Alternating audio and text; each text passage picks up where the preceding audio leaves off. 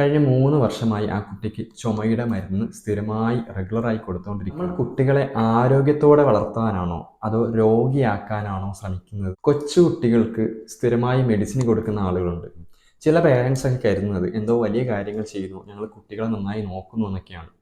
പക്ഷേ കഴിഞ്ഞ ദിവസം ക്ലിനിക്കിൽ ഒരു കുട്ടിയെ ചികിത്സയ്ക്കായി കൊണ്ടുവന്നപ്പോൾ കഴിഞ്ഞ 3 വർഷമായി ആ കുട്ടിക്ക് ചുമയുടെ മരുന്ന് സ്ഥിരമായി റെഗുലറായി കൊടുത്തുകൊണ്ടിരിക്കുകയാണ്. വല്ലാത്ത കഷ്ടം തന്നെയാണ്.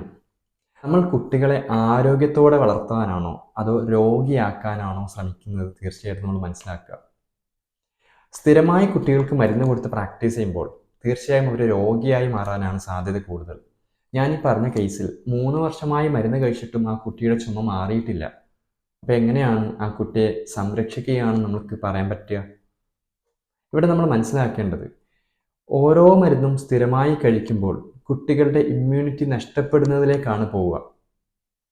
കാര്യങ്ങൾ കൃത്യമായി നമ്മൾ അനലൈസ് ചെയ്യുക. പരമാവധി മരുന്നുകൾ ഒഴിവാക്കുക.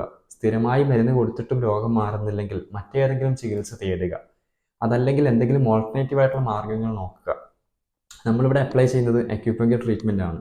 ഇപ്പോൾ മരുന്നുകൾ ഒഴിവാക്കി ആ കുട്ടിയെ ട്രീറ്റ്മെൻറ്റിലൂടെ ഗ്രാജുവലി മെയിൻറ്റെയിൻ ചെയ്ത് കൊണ്ടുവരികയാണ്. ഇതുപോലെ നിങ്ങൾ സ്ഥിരമായി കുട്ടികൾക്ക് മരുന്ന് കൊടുക്കുന്നുണ്ടെങ്കിൽ, അങ്ങനെ പ്രാക്ടീസ് ചെയ്യുന്നുണ്ടെങ്കിൽ ഉറപ്പായിട്ടും അത് ഒഴിവാക്കുക.